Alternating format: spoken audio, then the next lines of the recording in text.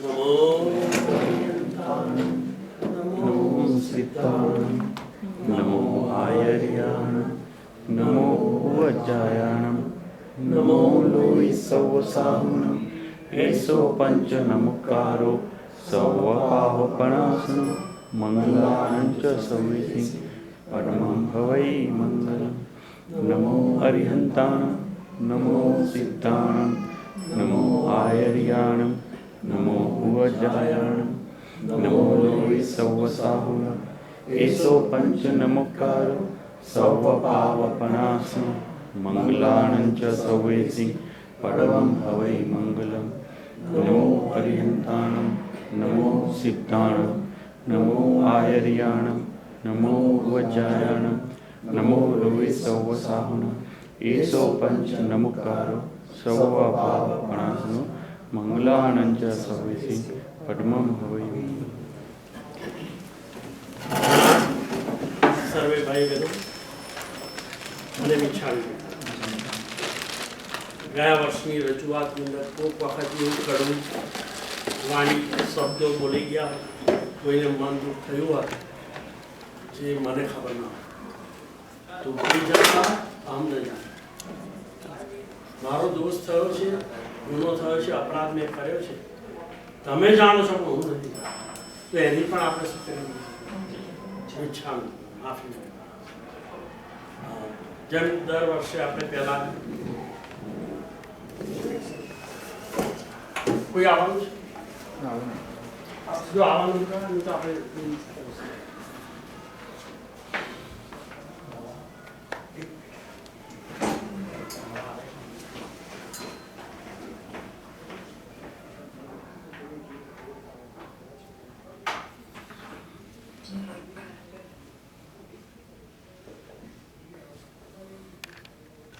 એ ઋણ જો સ્વીકારતા હોય અને એના માટે આપણે શું કરી શકીએ? કમસે કમ આપણે ત્યાં આપણા કુટુંબમાં આપણા પરિવારમાં આવેલો કોઈ પણ જીવ જો કંઈક પામી જાય એવો આપણો કોઈ પ્રયત્ન પણ હશે તો પેલું જે ઋણ છે મા બાપનું એનો કંઈક અંશ આપણે આપી શકીએ. બાકી મા બાપનું ઋણ આ જિંદગીમાં આપણે આપી શકાય એવી આપણી પાસે કોઈ શક્તિ પણ નથી, એવું સાધન પણ નથી. તો એના માટેની પૂર્વ ભૂમિકા તૈયાર થાય એનું લક્ષ્ય રાખીને આપણે અહીંયા આગળ રવિવારે 2 કલાક ભેગા થઈશું. વાત શાસ્ત્રની કહેવાની છે પણ કોઈ પણ વાત આપણે કરીએ એ ઘેર જઈને એને ઇમ્પ્લિમેન્ટ કેવી રીતે કરવી એની એક વિચારણા સાથે લઈને જઈએ તો જીવનની અંદર અશાંતિ ક્લેશનું જે વાતાવરણ ઊભું થાય છે એને કમસે કમ આપણે અટકાવીશું. આ વિષય એટલો ગંભીર ક્યારે જ બને કે જ્યારે એવી મોટી અથડામણ આપણે જીવનમાં ફેસ કરતા હોય ત્યારે લાગીએ કે આમ કેમ બને છે અને એનો રસ્તો શું? એનો રસ્તો આ ધરતી પર કોઈ આપનાર છે. મેડિકલ સાયન્સ અત્યારે પ્રૂવ કરે છે કે ફિઝિકલ ડિસીઝ ના પ્રમાણ કરતા mental disease is likely growing in rampant. કોઈ પણ પરિવાર તમારે ત્યાં તમારી પાસે આવીને કહેતો નથી કે મારે આ બીમારી છે, પણ એનું સોલ્યુશન પણ એ મેળવી શકતા નથી કારણ કે there are social taboos. So we try not to ventilate our internal feelings. પણ તમે વેન્ટિલેટ કરો કે ના કરો એને કારણે પરિસ્થિતિમાં ફેરફાર થતો નથી. એને કારણે બને છે શું કે કૌટુંબિક જીવન ક્લેશ અને સંક્લેશથી ભરેલું છે. જ્યારે વાતાવરણ ક્લેશ ને સંક્લેશ હોય ને ત્યારે નકારાત્મકમાં ચિત્ત ન રહે.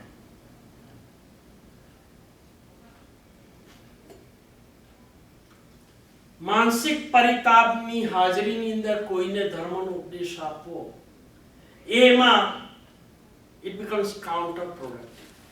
You know the word counterproductive. It fires back. તમે કરવા ગયા સીધું પણ થયું આવું.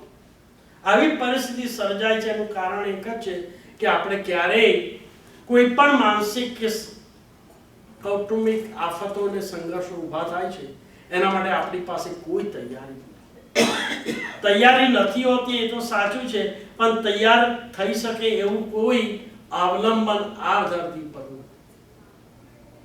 એને કારણે આપણે અંદર અને અંદર પીડાયા કરીએ છીએ અને એના જે આઉટકમ, એના પરિણામો જે આવે છે એ બહુ અનિચ્છનીય છે. એ તો જેને પરિણામ ફેસ કર્યા હોય એને જ ખ્યાલ આવે. એ પરિસ્થિતિ ન સર્જાય અને એવા સંજોગોની અંદર આપણે ન ફસાઈએ અને હોય તેવા સંજોગોમાં આપણે કેવી રીતે માનસિક રીતે તૈયાર થઈએ એ પણ આમાંથી આપણને મળી રહે છે. કારણ કે વિતરાગનું શાસન વર્તમાન જીવન અને ભાવિ જીવન બંનેને સુધારવા માટે. વાત વર્તમાનની કરવાની છે, પણ સાથે સાથે આપણું અત્યારનું જીવન કેવું છે, એમાં જ્યાં જ્યાં અપરાધ ને દોષ ને ખામી ને ત્રુટિ લાગતી હોય એનું શુદ્ધિકરણ કેવી રીતે કરવું, એનો પણ માર્ગ અહીંયાથી મળે છે. એના માટે થોડી વિચારણા કરવી પડશે. જે પ્રશ્ન આપણા ઘેર છે એ બધા ઘેર ઘેર છે, પણ ઘેર ઘેર પ્રશ્ન છે એટલે એ આશ્વાસન લઈને બેસી રહીએ તો યોગ્ય નહીં થાય. ગામની અંદર બધા હાઉસ બળતા હોય એટલે આપણે આપણું ઘર બાળી દેવું એવો ઉપદેશ આપવાનો નથી. પહેલા સૌથી મહત્વનું તો એ છે કે પહેલા સ્વરક્ષણ કરવું, પછી બીજાનું રક્ષણ કરવું. પ્લેનમાં જ્યારે લેન્ડ ટેક ઓફ થાય છે ત્યારે પહેલી સૂચના આપવામાં આવે કે ઇમરજન્સીમાં માસ્ક ઓક્સિજનનો નીચે પડે તો પહેલા બાજુ પર વ્યક્તિને નથી આપવાનું, પહેલા શું કરવાનું? પોતે. કારણ કે પોતે જો સ્ટેબલ નહીં હોય તો બીજાને સ્ટેબલ કેવી રીતે કરી શકશે? આ સિદ્ધાંત અહીંયા પણ લાગુ પડે. આપણે બીજાને સંસ્કારો આપવાની વાત કરી એ પહેલા પ્રશ્ન એ પૂછવાનો છે કે મારામાં સંસ્કાર છે ખરા? વિથ ધેટ ઇન્ટ્રોડક્શન મેં કહ્યું એ પ્રમાણે પ્રશ્નો ગમે ત્યારે પૂછી શકો છો. નાનો પણ પ્રશ્ન, ગમે તેવો પ્રશ્ન, કોઈ પણ પ્રકારના સંકોચ ને શરમ વગર. કારણ કે તમે પ્રશ્ન પૂછો છો, યુ ડિઝર્વ ધ ક્રેડિટ. બીજા એ જ પ્રશ્ન બીજાનો પણ હોય, બીજા કદાચ શાંત બેસી, પણ તમારા પ્રશ્ન પૂછવાથી એનું સમાધાન થાય એમાં તમને તો ફાયદો છે પણ બીજાને પણ ફાયદો થાય. એટલે તમારો જ્ઞાનાવર્ણીય કર્મનો ક્ષય તો થયો, પણ બીજાને પણ જ્ઞાનાવર્ણીય કર્મનો ક્ષય કરાવવામાં આપણે શું બની ગયા? નિમિત્ત. અને એનું પણ જુદું ફળ છે. એટલે એક વસ્તુ ફળ મેળવ્યા પછી એને મલ્ટિપ્લિકેશન કરવા માટે કંઈ બહુ પુરુષાર્થ કરવાની જરૂર નથી. અને આપણે કોઈ, મેં કહ્યું પ્રમાણે કોઈ સ્પીડ નથી, શાંતિથી આપણે બેઠા છે અને વિચારણા કરવા. So that was a second condition. તમારે વ્યક્તિગત કોઈ દિવસ કોઈ યારે એવો પ્રશ્ન પૂછતો નથી. સમૂહની અંદર આપણે ચર્ચાને આગળ વધારવા માટે કોઈનો ઓપિનિયન નહીં, what you feel, that is not directed towards that person or is testing his knowledge or ability. That is the second point. And third point મેં કહ્યું એ પ્રમાણે કોઈ ટેસ્ટ.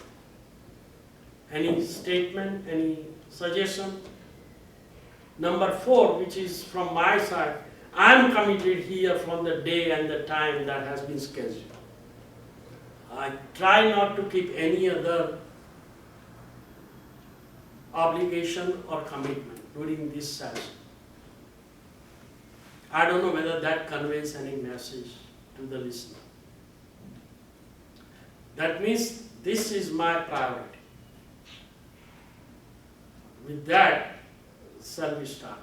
હવે દર વખતે પહેલો સેશન હું આવી રીતે શરૂઆત કરીએ છીએ કે આ સિવાય ઘણા બધા વક્તાઓ અને ઘણી બુક્સ બધા વાંચતા હોય છે, સાંભળતા હોય છે, અને ઘણી બધી ટર્મિનોલોજી, શબ્દ, જેને પારિભાષિક શબ્દ, તાત્વિક શબ્દોનો ઉપયોગ કરવામાં આવે છે. ત્યાં આગળ એવું વાતાવરણ કે ફોર્મેટ હોતો નથી કે આપણને ન સમજણ પડે તમે તરત હાથ ઊંચો કરીને પૂછો. કારણ કે there is a constant flow of speech. For whatever reason, શરમને કારણે કે ભાઈ ઇન્ટરપ્શન નહીં કરવાને કારણે, અથવા તો વક્તાને ડાયવર્ટ ન થાય વિષય એને કારણે, અથવા તો સમયની મર્યાદાને કારણે આપણે એ વખતે પ્રશ્નો નથી પૂછતા. એક વક્તા આવે 1.5 કલાક લેક્ચર આપવાનો હોય, A થી Z 1.5 કલાક બોલ્યા. આપણે સાંભળ્યું ના સાંભળ્યું, થોડું સમજ્યા ન સમજ્યા, ઘેર ગયા પૂછ્યું, કંઈક હતું, વાત હતી, કંઈ ખબર નથી શું આવે, ત્રીજા દિવસ આપણે ભૂલી ગયા. આવા સંજોગો એટલા માટે બને છે કે ઘણી વખત ટર્મિનોલોજી, શબ્દો, પારિભાષિક, તાત્વિક જે વાપરવામાં આવે એનો પરિચય નથી. તો આપણે આ સેશનમાં જે સામાન્ય રીતે there are in dictionary you will see 1000 words. We not going to talk about 1000 words. પણ જે બહુ જ કોમન પરિચિત, જે આપણને રોજ ઉપયોગમાં આવતા હોય, કે જે આપણે ખરેખર જાણવા જોઈએ, કે આપણે કરીએ છીએ પણ જાણતા નથી, જાણીએ છીએ પણ કરતા નથી. એટલે જે ફળ મળે છે, મળવું જોઈએ, એ મળતું નથી. એમાં મોટો ઓબ્સ્ટિકલ એ છે કે આપણે જાણતા. એ જ વસ્તુ જાણીને કરીએ તો ઘણો લાભ થાય. કરીએ છીએ ખરા પણ લાભ મળતો નથી. તેવો લાભ શું ખરા ન હોય? ટાઈમ તો આપણે ઇન્વેસ્ટ કરીએ છીએ.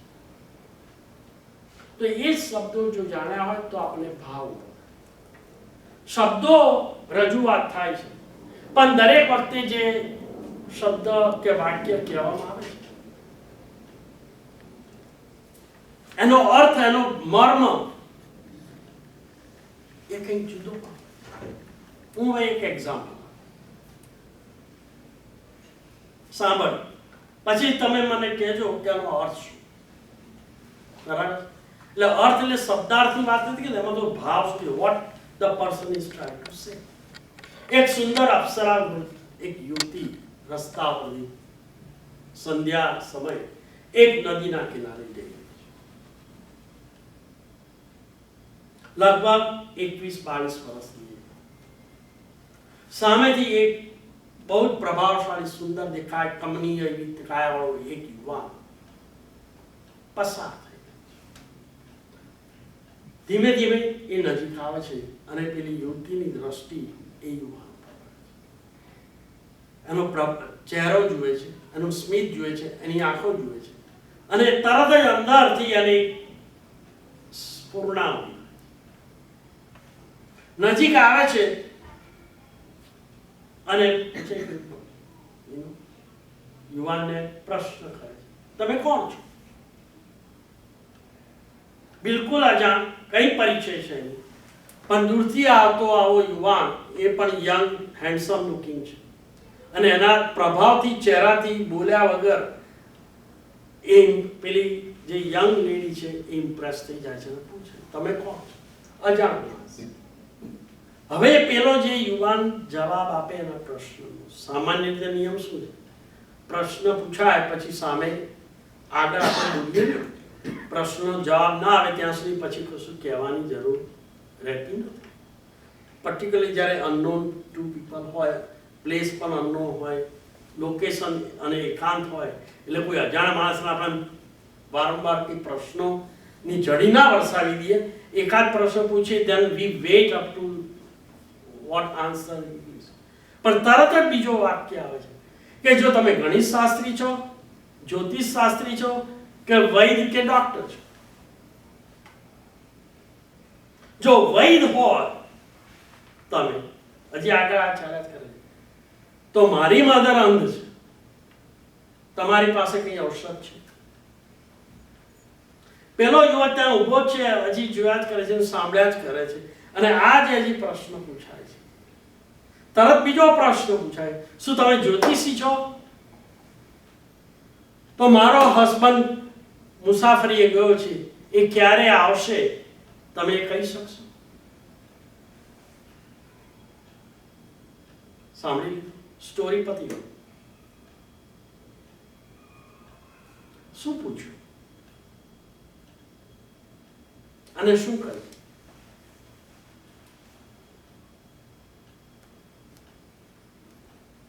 પેલી સ્ત્રીએ પોતાની વ્યથા વ્યક્ત કરી, એને એવા ભાવ થયા કે આ માણસ કદાચ હેલ્પ કરી શકશે, એના ફેસ ઉપરથી, એના ઓરા ઉપરથી, whatever. It's I would say good imagination. બીજું કોઈ જવાબ?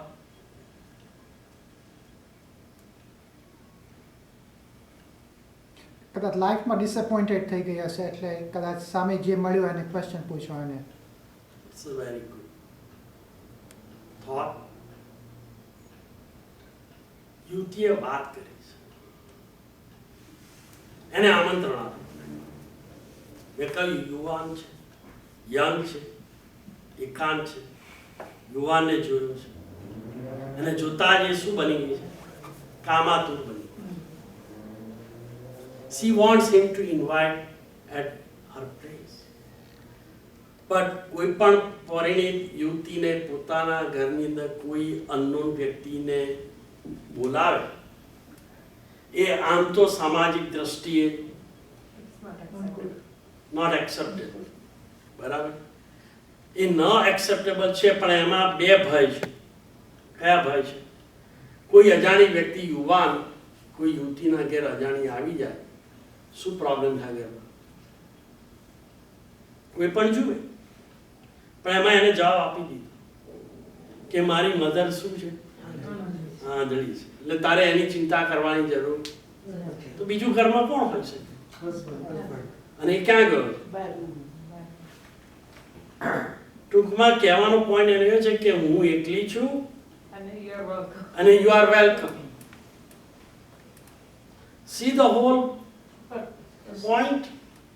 એને જે મેસેજ કર્યો હતો એ અલગ જ હતો, પણ એને શબ્દોને ભાષા કઈ વાપરી? અલગ જ વાપરી. She was inviting that guy to come home. I'm alone. I mean, I'm young. There is nobody in the house. There is one person. My mother is there, but she is blind. So you don't have to worry about her. She's not going to see who is coming, who is going, who is doing what. And the second person is not even in the town. He's far. પણ એને એવું કંઈ direct invitation આપ્યું નહીં, પણ શબ્દોથી એને વ્યક્ત કર્યું. કહેવાનો મારો મતલબ એમ છે આપણે મૂળ કે વસ્તુનો અર્થ જો આનું અર્થઘટન કરતા આવડે અને જેવી રીતે આપણે અર્થઘટન થાય એવી રીતે ઘણી વખત નથી બોલતા, પણ અર્થઘટન આપણે એ રીતે કરવાનું છે. એ બધી વસ્તુ પુસ્તકની અંદર લખેલી હોય એમાંથી આપણને નથી મળે. એ કેવી રીતે મળે છે?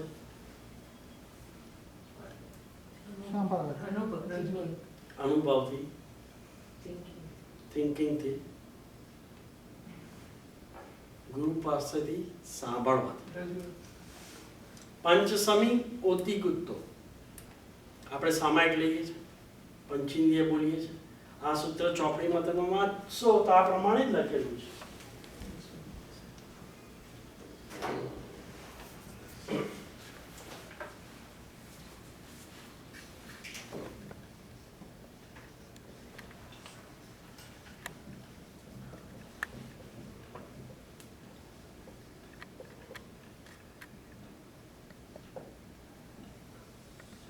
કેવી રીતે વાંચશો? અમે anybody wants to make an attempt? One volunteer. ગુજરાતીમાં લખી. પંચ સમયોતિ ગુત્તો.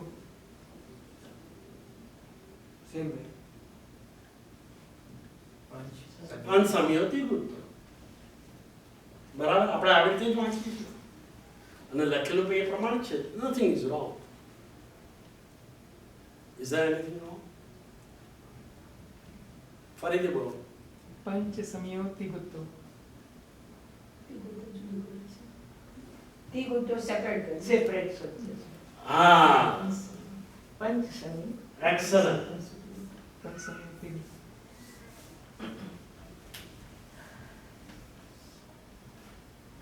પંચ સમીયો there is a pause there, પણ બુકમાં નથી લખી. હવે પંચ સમીયોતિ ગુત્તો.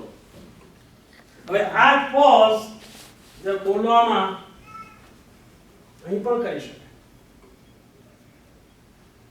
એટલે તમે બંને શબ્દોનો અનર્થ કરી નાખો, જેને એક મીનિંગ જ નથી. પંચ સમીનો કોઈ મીનિંગ જ નથી અને ઓતિ ગુત્તો જેવો શબ્દ પણ નથી. મૂળ શબ્દ શું છે? પંચ સમીઓ, પાંચ સમિતિ, તિગુત્તો. હવે આ જે તથ્યને અર્થને જાણકાર હોય એની પાસેથી જો તમે સૂત્ર લીધું હોય તો જ ખબર પડે. નહીં તો આપણે ક્યાં સુધી ચાલ્યા કરીએ આખી જિંદગી સુધી? પંચસમી ઓતી ગુતું, પંચસમી ઓતી ગુતું. શું ખોટું છે? ખોટું છે? લખેલું વાંચ્યું. લખેલું વાંચ્યું પણ એ સાર્થક કહેવાય? તમારે અહીંયા પણ આપણે વાત કરીએ, પીપલ ફરગેટ કે આપણે જ્યારે સૂત્ર બોલીએ છીએ, this a very fundamental, very fundamental. સામાયિક કર્યું, સામાયિક લીધું, પણ ફંડામેન્ટલ જ આપણે ત્યાં આગળ લોચા વાગ્યા. પંચસમી હોતી ગુતું. આપણે જ્યારે સૂત્ર બોલીએ છીએ ને ત્યારે કોઈની સાથે વાત કરીએ છીએ, that piece we forget. આખું કોઈ પણ સૂત્ર ક્યારે પણ બોલીએ છીએ, કોઈ પણ વિધાનની અંદર તમે ચૈતન્ય કરતા હોય, પ્રતિકરણ કરતા હોય, સ્તુતિ બોલતા હોય કે થોય બોલતા હોય કે સ્તવન બોલતા હોય, we are talking to somebody. It's not a total blank like a wall. Our piece always should be kept in the back of your mind. Okay? Yeah, come. On.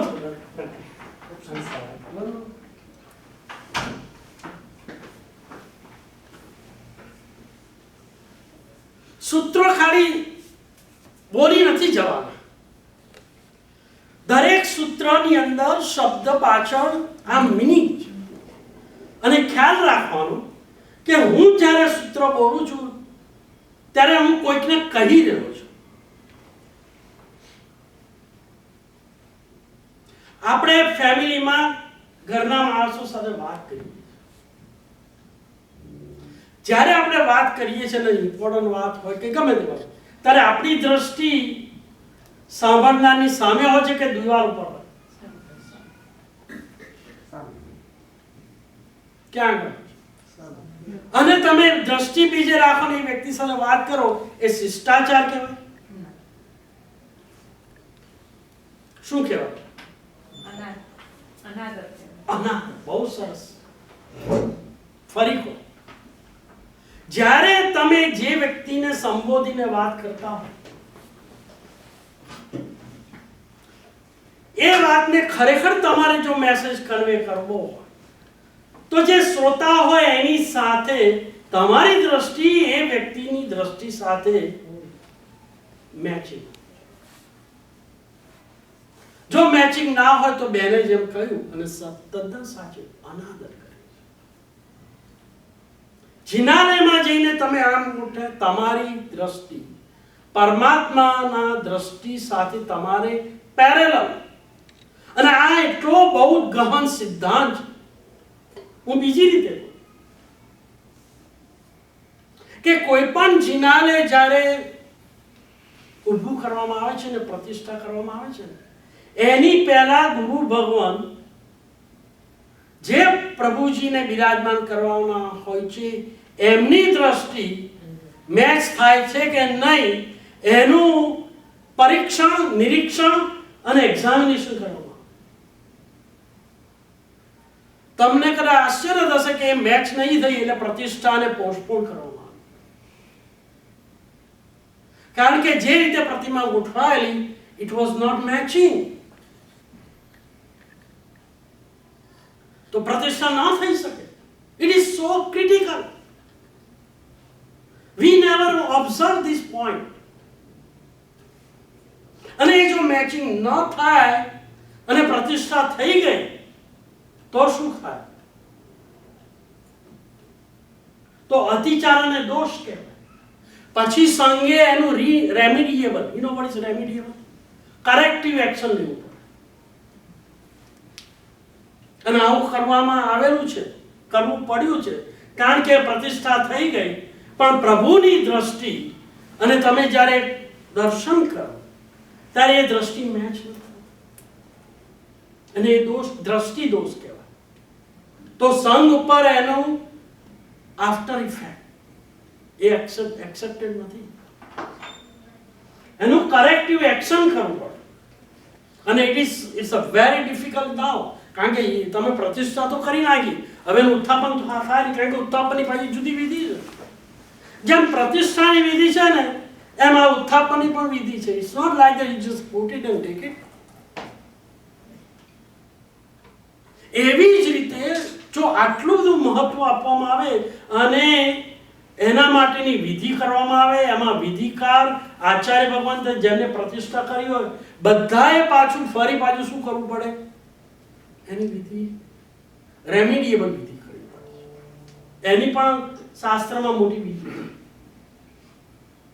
હું આપણે દ્રષ્ટિની વાત કરીએ છીએ તો કુટુંબની અંદર જ્યારે હું વાત કરતો હોઉં ત્યારે જેને સંબોધીને હું વાત કરતો હોઉં એની સામે મારી દ્રષ્ટિ હોવી જોઈએ. એવી જ રીતે તમે કોઈ પણ સૂત્ર બોલતા હો ત્યારે તમારી દ્રષ્ટિ પણ ક્યાં હોવી જોઈએ? આચાર્ય ભગવાન. અને એટલે કોઈ પણ વિધાનની અંદર ખાસ કરીને કોઈ પણ સૂત્ર તમારી દ્રષ્ટિ જો આચાર્ય પર ન હોય ને અને તમે બોલ્યા હોય, તમે બોલી નાખ્યું સંતોષ ખાતર, પણ ઇન અ રિયલ સેન્સ તાત્વિક દ્રષ્ટિએ બોલ્યા ગણાય. It is invalid. This is so much important.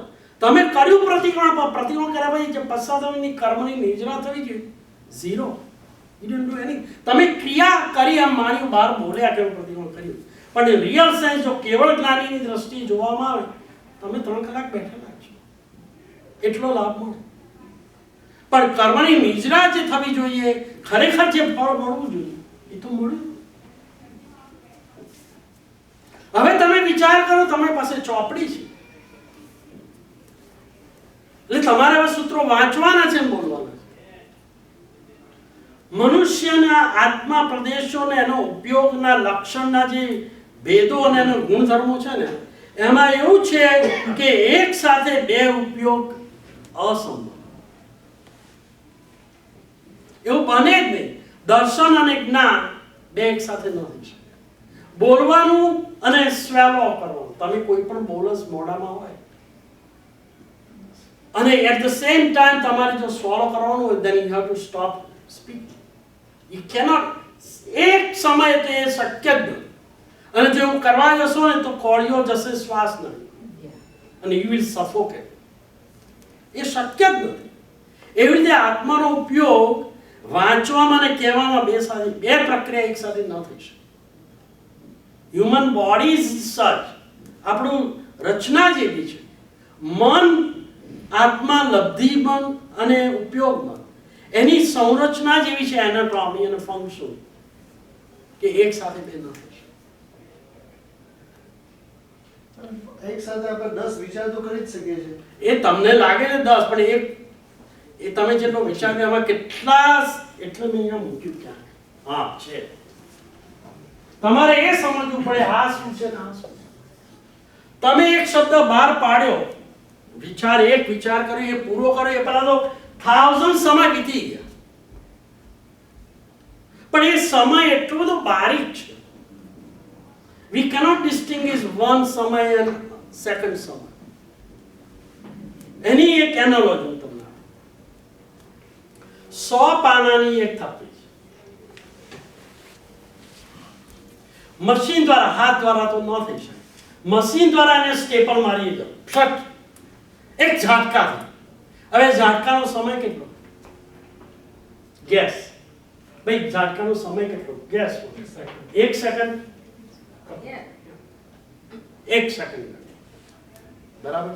એનો અર્થ હવે પેલી જે સ્ટેપલની જે શાર્પ અણી હતી એ 100 પેપરમાંથી પસાર. કરેક્ટ? તો એક પાનામાંથી પસારથી પછી બીજામાં ગયું ને, પછી બીજામાંથી ત્રીજામાં થઈ, તો એકમાંથી બીજામાં ગઈ પછી 100માં ગઈ ને. એટલે એ તો નક્કી જ છે કે પહેલા પછી બીજામાં ગઈ, પછી ત્રીજામાં ગઈ, પછી ચોથામાં ગઈ. એકદમ તો 100માં નથી ગઈ. તો એક પાનામાંથી બીજા પાનામાં જવા માટે એનો સમય કેટલો? 1 divided by 100. હવે એ સમય તમને can you catch that time? હવે એ પાનામાંથી બીજા પાનામાં જેટલો whatever time you want to say, હું ટાઈમ શબ્દ વાપરું કેમ કે સમય અને ટાઈમમાં છે ને કન્ફ્યુઝન થઈ જાય. એનો જે ડિવાઈડ કરતા જ જાઓ. કેટલા ટાઈમનો ડિવાઈડ કરવાનો છે? એક પાનામાંથી બીજા પાનામાં જવામાં જેટલો ટાઈમ લાગે એને તમે ડિવાઈડ કરતા જાઓ અને ફરી જ્યારે ડિવાઈડ ન થઈ શકે એવી જે મોમેન્ટ આવે ને, that is called sum. બીજા શબ્દોમાં કેવું હોય કે પહેલા પાનામાંથી પસાર થઈ બીજા પાનામાં સોયને જવા માટે 1000 સમય પસાર થઈ.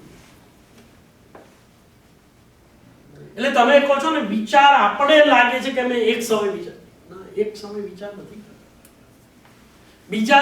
બીજી એનોલોજી અને પૂજાની અંદર વીર વિજયજી મહારાજાની પૂજામાં આવે છે અને તમે કદાચ સાંભળ્યું, સાથે મુનિવર 33 પંચકલાની પૂજાની અંદર ભગવાનના નિર્વાણ કલ્યાણની અંદર પાર્શ્વનાથ ભગવાન નિર્વાણ પામે છે ત્યારે એમાં શું લખ્યું છે વાક્ય? સાથે મુનિવર 33 મન મોયુરે મન મોહન. પૂજા કેટલી વખત સાંભળી? તમને લાગે છે એક સાથે 33 ગયા, એનો મીનિંગ શું? વધારે વધારે એક સાથે કેટલા છે? 108. એક સમયમાં 108 એક સાથે સમય 108. એમાં કહેવાનો મતલબ શું છે કે બધા એક જ સમય નથી ગયા, પણ એ આપણા માટે એ સમય એટલો બધો બારીક છે, સૂક્ષ્મ છે, we cannot distinguish. એટલે વ્યવહારથી એમાં શું કહ્યું? એક સાથે. બાકી ખરેખર પાર્શ્વનાથ ગયા પછી બીજા સમય બીજા ગયા, ત્રીજા સમય ત્રીજા ગયા, પણ વ્યવહારિક ઔપચારિક કરીને એમાં લખ્યું છે કે એક સાથે. ખ્યાલ આવે? આપણો પોઈન્ટ એ તો સમજવાનું તો આ હતું કે આપણે જ્યારે બોલીએ છીએ લખ્યું છે આ જ રીતે પંચ સમી હોતી. જો આવી રીતે બોલ્યા કરીશું તો આપણે બોલીએ છીએ પણ ખોટું, વાંચીએ છીએ પણ ખોટું, અને કહેનારને પણ ખોટું. એટલે એ જાણવું પડે કે આ શબ્દ કેવી રીતે બન્યો છે. તો એ શબ્દનો ભાવ આપણે વાત કરી, જેમ વસ્તુ સ્થિતિના શબ્દો જુદા હોય એનો અર્થ જુદો. એવું બને કે ના બને પેલું એક્ઝામ્પલ આપણે જોઈ લઈએ. તો અહીંયા આગળ પણ છે ને પોઝ છે ને, અહીંયાને બદલે તમે અહીંયા કરી દો તો કરેક્શન. પંચ સમ્યો તીર્થ. કારણ કે આપણા આચાર્ય ભગવાન કેવા છે? 5 સમિતિ અને 3 ગુપ્તિ વાળા. એટલે એ જાણવું પડે હવે કે સમિતિ એટલે શું. આજે આપણે આ જ વાત કરીએ છીએ કે આપણે બોલીએ છીએ ખરા, પણ આપણે શું બોલીએ છીએ આપણને જ ખબર. તો અહીંયા શબ્દ બોલ્યો અમારા ગુરુ ભગવાન કેવા હોવા જોઈએ? ગુરુ ભગવાન જે આપણે મૂક્યા એ કેવા, કયા ગુરુને આપણે ગુરુ ભગવાન માનવું?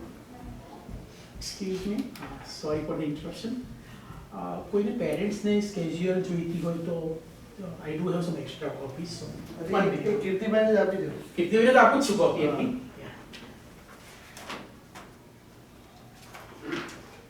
તમારી પાસે જે હોય એ મૂકી રાખો, વી વિલ ડિસ્ટ્રીબ્યુટ. ઓકે, થોડી તો કોપી અહીંયા મૂકી દઉં છું. Thank you.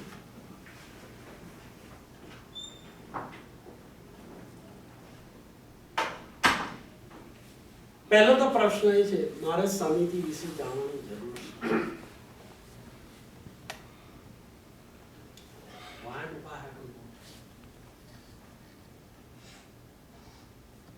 જો સમિતિ આપણે જાણી લઈએ અને આપણા કુટુંબમાં ઇમ્પ્લિમેન્ટ કરી દઈએ ને, I can bet you કુટુંબની અંદર ક્યારેય ક્લેશ ને સંક્લેશ ન થાય, ડિસએગ્રીમેન્ટ હોય જ નહીં. એટલે ક્લેશ થવાનો કોઈ અવકાશ જ નથી. આપણે સમિતિનું ઉલ્લંઘન કરતા જ આવ્યા છીએ, ક્ષણે ક્ષણે આપણા ઘરમાં કરીએ છીએ.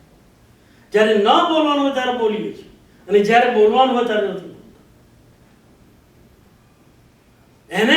કેટલા સંઘર્ષ અને સમસ્યાઓ આપણે જાતે આપણા કુટુંબમાં અને કુટુંબની વ્યક્તિ તો આપણી જ છે ને, જેને આપણે વાસ્તે ગાસ્તે પાલખી કરીને લાવ્યા હોય એ વ્યક્તિ સાથે આખી જિંદગી જ્યારે ગાળવાની હોય ત્યારે પણ જો આ સમિતિના ઉલ્લંઘન કરીને આપણે સંઘર્ષ અને સમસ્યાઓ ઊભા કરીએ છીએ અને પછી આપણે ભગવાનના જિનાલયની અંદર અષ્ટપ્રકારની પૂજા કરીએ તો એ પૂજા એમ લાગે છે કે જેની સાથે આપણે જીવન વિતાવવાનું છે, જેને આપણે સરેન્ડર છે, એને આપણે શરણભૂત માનતા નથી અને એની સાથે આપણે સંઘર્ષો ઊભા કરીએ છીએ તો ભગવાન આપણને એમનું શરણ આપે, આપણી પાત્રતા છે ખરી. સમિતિ માત્ર અધ્યાત્મના ક્ષેત્રમાં તો ઉપયોગી છે, પણ જો સમિતિ આપણા જીવનમાં પણ આવી જાય તો ઘણી શાંતિ આપણે તો પામીએ પણ સરાઉન્ડિંગમાં રહેનાર વ્યક્તિઓને પણ આપણે આપીશું. પણ આપણે લોકો બીજાના અશાંતિનું અને અસમાધિનું કારણ બનીએ છીએ. એનું કારણ એ છે કે આપણે ઘરમાં પણ સમિતિ રાખતા અને આ પણ આ અધ્યાત્મ ભગવાનનું શાસન આપણને શીખવાડે કે શક્ય હોય ત્યાં સુધી તો તારે બોલવું જ નહીં. એમ લાગે કે આ જરૂરી છે અને વધારેમાં વધારે દુરુપયોગ જો કોઈ થતો હોય તો હાથ પગનો નથી થતો.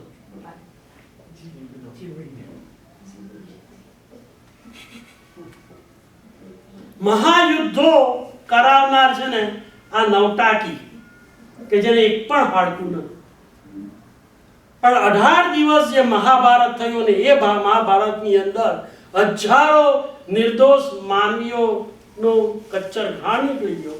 એની પાછળ જો તમે ભૂમિકા જો વિચારી હોય તો આ એક વ્યક્તિની આ નવટાકી 3 ઇંચ થી વધારે નથી.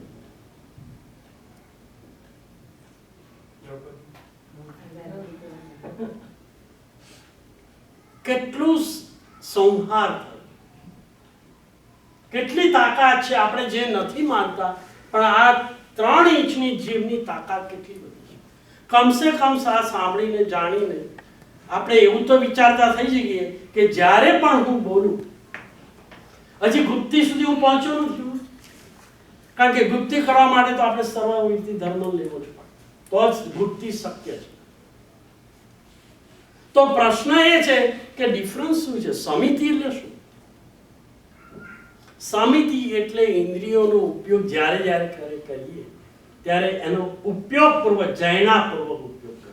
ઉપયોગ શબ્દ એટલે યુટિલિટીની દ્રષ્ટિએ નથી, અવેરનેસ, જાગૃતિ.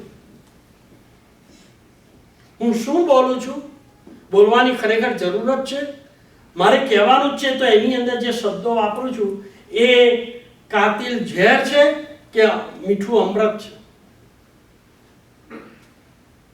અને બોલવું જ પડે એવું છે કે ના બોલીએ તો ચાલે એવું છે. કોઈ પણ વખત જ્યારે સેલ ફોન કે ફોન ઉપર કન્વર્સેશન થાય એની ટેપ કરેલી અને 10 મિનિટની ટેપની અંદર જોવાનું કે પછી સાંભળવાનું એ જ ટેપને કે આમાંથી કેટલું જરૂરી છે અને કેટલું જરૂરી છે. હા, તમે ત્યાં ગયેલા જમણવાર તો શું શું હતું? ગરમ હતા ભજીયા કે ઠંડા હતા? મગની દાળના હતા કે ચોળાની દાળના હતા? તમને એની સાથે શું આપેલું? શાક આ હતું કે ત્યાં હતું? તમને ગમ્યું કે ના ગમ્યું? કેટલા માણસો હતા? હવે આ બધી વસ્તુઓ જમણવાર 1 મહિના પહેલા કોઈને ઘેર થયો એની વાત મહિના પછી ફોન ઉપર કરવાથી કોઈ ફાયદો? What is to achieve? જી ના, એ જરૂરી છે. એમાં કેટલું, હવે આપણે ફ્લિપ સાઈડ જોઈએ, એમાં નુકસાન કેટલું કરે. પહેલું તો મળેલી એક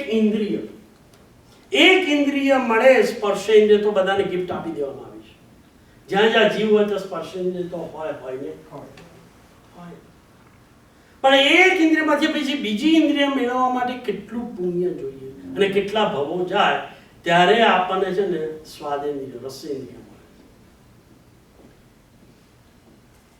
કેટલું બધું આપણે શ્રમ કરીને પુણ્ય ખર્ચી અને આપણે આ જીભની ભાષા, આપણને ભાષા સમિતિ, ભાષાની ફેકલ્ટી તમે જુઓ એનિમલમાં પણ ભાષા નથી, માત્ર મનુષ્યની ભાષા છે. અને બીજા સંગી મનુષ્ય, દેવ અને નર. તિર્યંશમાં ભાષા છે. જે બીજાને નથી મળી એ મને મળી છે. અને સંખ્યાની દ્રષ્ટિએ કોની સંખ્યા વધારે, મનુષ્ય કે તિર્યંશ? કેટલી સંખ્યા? અસંખ્ય, અસંખ્ય. અને એમાં આપણે મનુષ્ય કેટલા છે આમ જોવા જઈએ તો રેશિયો જો આવે ને તો ઘણી ઓછા છે. અને એમાં મને આ પાછી મળી છે ઇન્દ્રિય. કોઈ પણ વસ્તુ, અને આ બહુ અગત્યનું સેન્ટેન્સ આવે છે, કોઈ પણ અમૂલ્ય વસ્તુ મળે એનો જો દુરુપયોગ કરવામાં આવે તો કર્મ સત્તા ફરીથી એ ફેકલ્ટી આપતી નથી.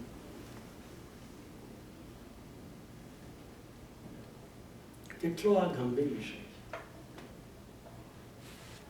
મારે શા માટે બોલી જે જરૂરી નથી, જેનો કોઈ ફાયદો નથી, એ નુકસાન પારવા છે.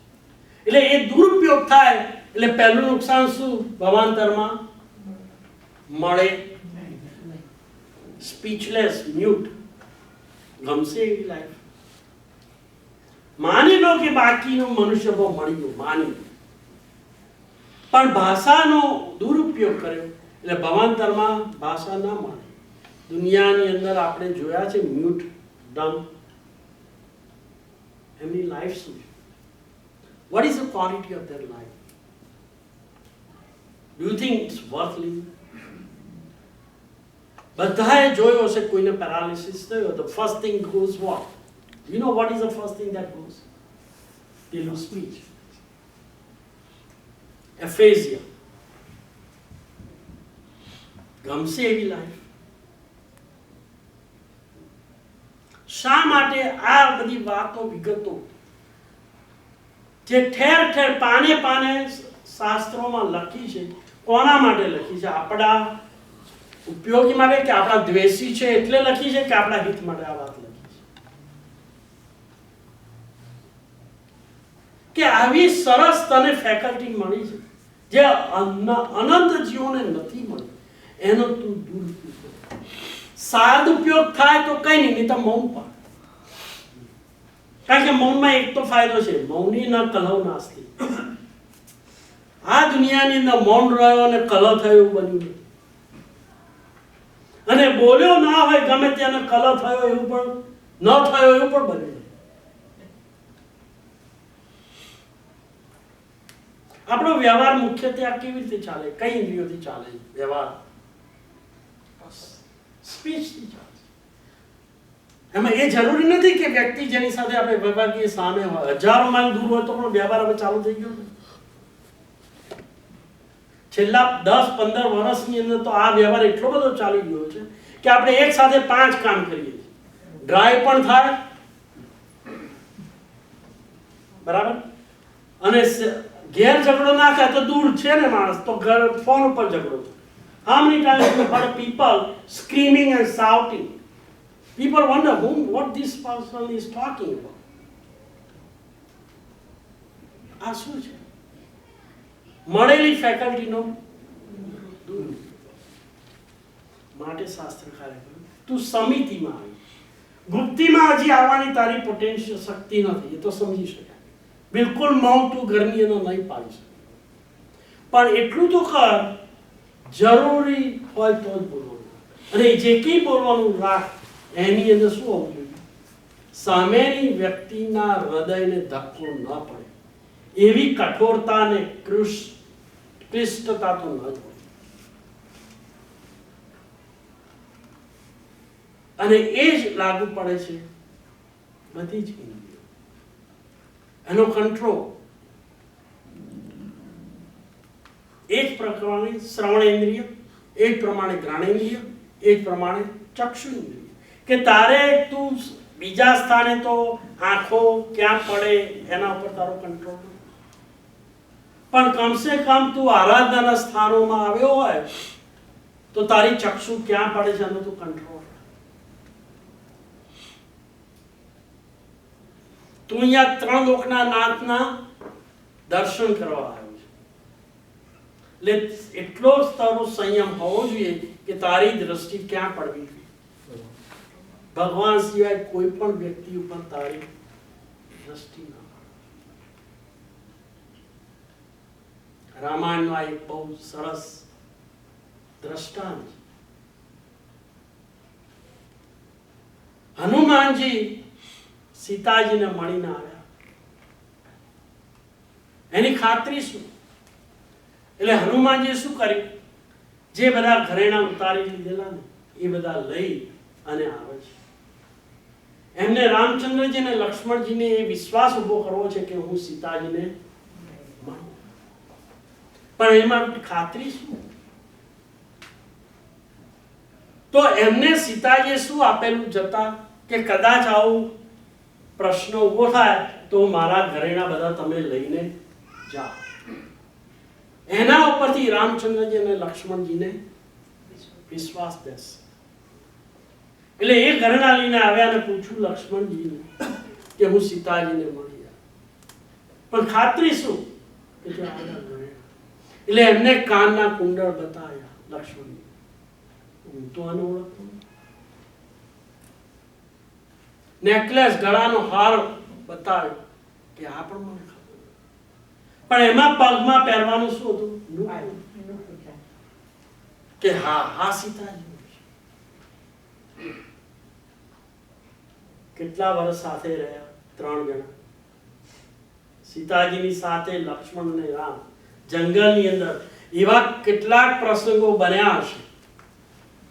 લંકેશ રાવણની દ્રષ્ટિ જો બગડી હશે સીતાજી પર, એ સીતાજીનું સ્વરૂપ કેવું હશે?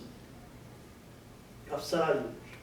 અને એ અપ્સરા જેવા દેહ સાથે, મોટા ભાઈની વાઇફ સાથે ઘણી વખત એવું બન્યું છે કે રામચંદ્રજી આગા પાછા હોય અને લક્ષ્મણજી અને સીતાજી કદાચ નજીકમાં હોય છે.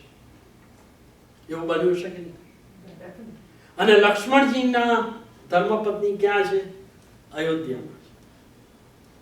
ઘણી બધી રાત્રિઓ પણ એવી હશે. વિચાર કરો, રાત્રિ છે, સામે રૂપ સુંદરી છે, લક્ષ્મણ પણ એકાંત છે, પોતાની ધર્મપત્ની દૂર છે, અને 1-2 વર્ષ, કેટલા વર્ષ? 14 વર્ષ.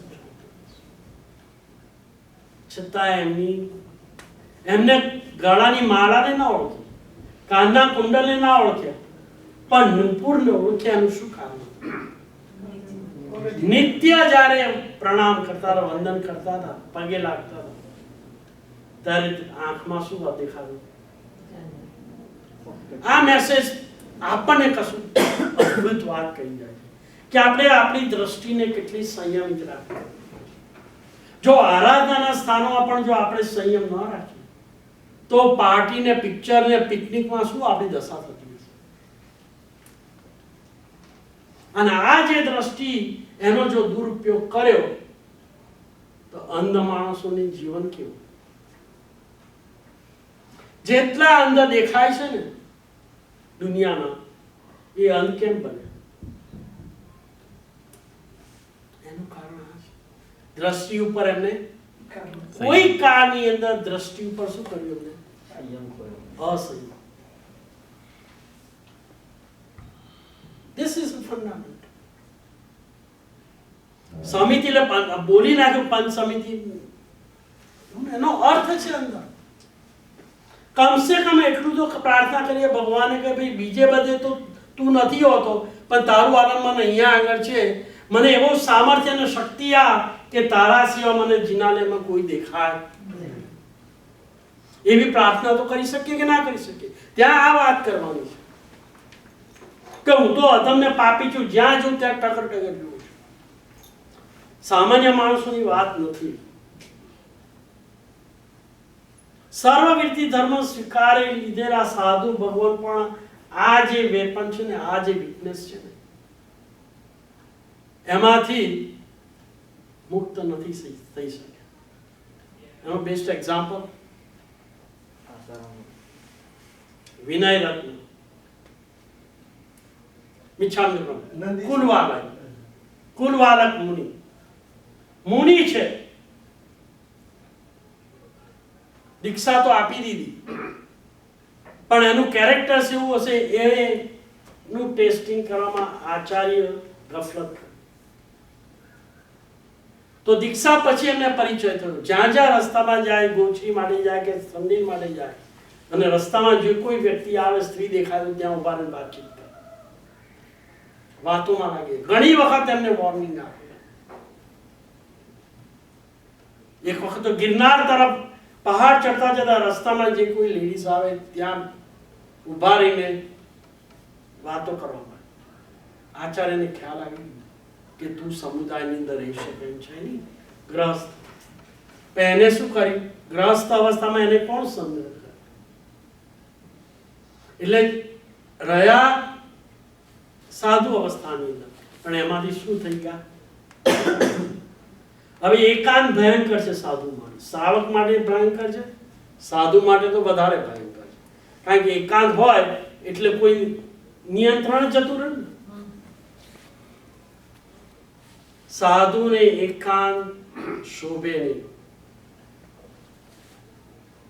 એ શાસ્ત્ર ત્યાં સુધી કહે છે કે સાધુ જો એકાંતમાં રહેતા હોય અને આચાર્યની આજ્ઞામાં ન હોય તો એ સાધુ વંદન કરવાને પણ પાત્ર નથી. ત્યાં સુધી શા માટે કીધું? કારણ કે એકાંતની અંદર બધા દરવાજા પછી ખુલ્લા થઈ જાય છે. કેટલી વખત અમુક કાર્ય ઇવન કૌટુંબિક જીવનમાં કે ગ્રહસ્થ જીવનમાં પણ આપણે નથી કરતા. એનું કારણ શું? સામાજિક ડર છે કે હું ગ્રહસ્થ છું, પરિવારની અંદર રહેલો છું, મારા પરિવારમાં પત્ની છે, છોકરા છે, મારે અમુક કાર્યો, અમુક પ્રકારની ચેષ્ટા ને અમુક પ્રકારની એક્ટિવિટી મને પરિવાર એ બહુ જબરજસ્ત એક યુનિટ છે, એની શક્તિ છે. સંઘ એ પણ શક્તિ છે, એમ પરિવાર પણ એક શક્તિ છે. અત્યારના તો કેવું એમ લાગે કે તમે ટાઈમથી બહુ બિહાઇન્ડ છો.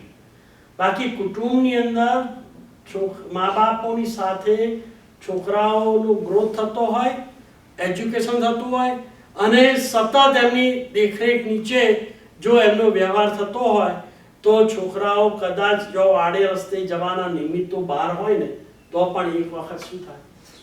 અટકી જાય. કારણ કે આપણી આંખની પણ દ્રષ્ટિ ત્યાં પડતી. પણ આ બધા નિયંત્રણો લઈ ઉઠાઈ લેવામાં આવ્યા, એના પરિણામો અત્યારના નથી દેખાતા કદાચ, પણ ભયંકર ભાવિ છે. જે સંસ્કારોની મૂડી આપી છે એને પછી, અને જે વસ્તુ મૂલ્યવાન હોય ને એની સાચવણી પણ વધારે.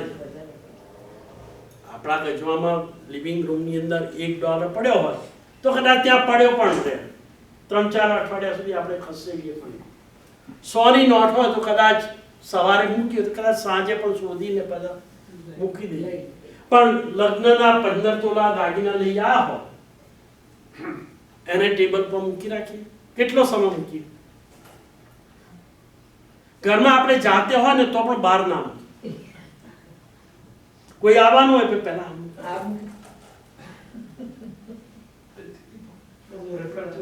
જેટલું મૂલ્યવાન વસ્તુ એની સુરક્ષિતતા આપણે વધારે.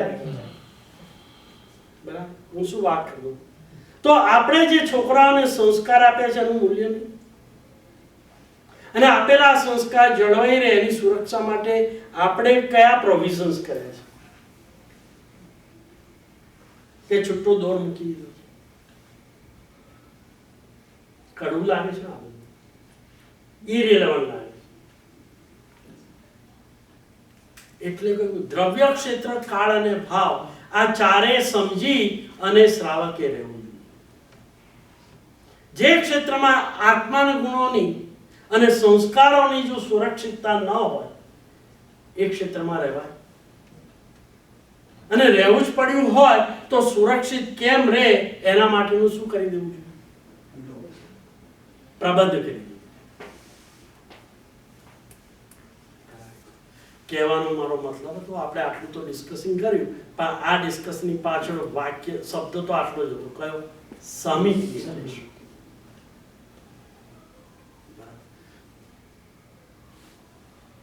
જાગૃતિપૂર્વક, જૈનાપૂર્વક અને ઉપયોગપૂર્વક ઇન્દ્રિયોનો ઉપયોગ કરવો, એનું નામ સંયમ. યાદ રહે? કોઈ પ્રશ્ન? હા. આપણે કહીએ કે જાગૃતિપૂર્વક જણાપૂર્વક ઘણી વખત મા બાપને છોકરાઓનું એક્ઝામ્પલ લઈએ, ઘણી વખત જરૂરી છે કે આપણે ગુસ્સો કરવો પડે, તો એ કેવી રીતે મૂકીશું આપણે? બરાબર છે. બે વસ્તુ છે. આપણે ત્યાં કોઈ પણ જીવ આવ્યો, એનું બાહ્ય એટલે કે વ્યવહારિક દ્રષ્ટિએ અને આધ્યાત્મિક દ્રષ્ટિએ હવે આપણું એક કર્તવ્ય, યુ ટુક સમ રિસ્પોન્સિબિલિટી. બાહ્ય દ્રષ્ટિએ રક્ષણ, પોષણ અને સંસ્કારી. એમાં રક્ષણ અને પોષણ આ બે વધારે અગત્યના છે. પુત્ર માટે આપણે, મારા અને correct me if I M wrong, હજી સુધી મેં એવા પેરેન્ટ્સ જોયા નથી કે પુત્ર માટે કોઈ પણ સેક્રિફાઈસ કરવા તૈયાર ન. આખા જીવનની જે કંઈ બચત હોય એ આપીને પણ, પર્ટિક્યુલરલી ઇન્ડિયન્સ, કે એનું એજ્યુકેશન માટે કે એને ફિઝિકલ હેલ્પ માટે કોઈ એવા પેરેન્ટ્સ હશે કે જે ટેક કેર ના કરે. આપણા મા બાપ પણ આપણને એવા કોઈ પણ પ્રકારના સંજોગોમાં આપણને જે આપ્યું છે, the same treatment we will give to our children at any cost. Everybody agrees?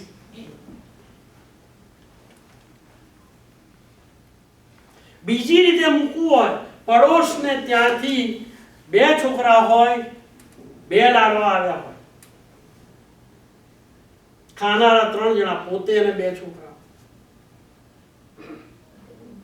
એવી કોઈ માં હશે કે એક લાડો અડધો વખત તો બીજાને આપશે અથવા તો અને પોતે મોઢામાં મૂકશે?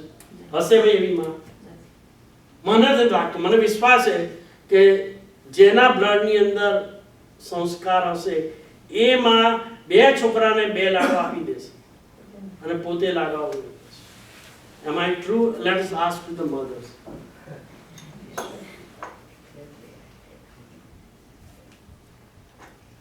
What it shows? It has no meaning. It has a plenty of meaning. However, having said that, Aprama, it is saying the first teacher of any living being is the mother.